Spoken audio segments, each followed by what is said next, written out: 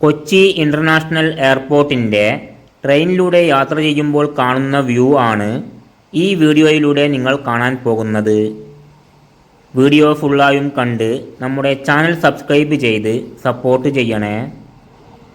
കേരളത്തിലെ ഏറ്റവും വലുതും തിരക്കേറിയതുമായ എയർപോർട്ടാണ് കൊച്ചി. ലോകത്തിലെ ആദ്യത്തെ സമ്പൂർണ്ണ സോളാർ എയർപോർട്ടാണ് കൊച്ചി.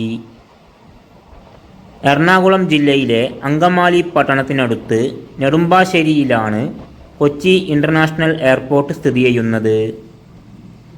കൊച്ചി നഗരത്തിൽ നിന്നും തൃശ്ശൂർ റൂട്ടിൽ 35 കിലോമീറ്റർ ദൂരമാണ് ഇവിടത്തേക്കുള്ളത്.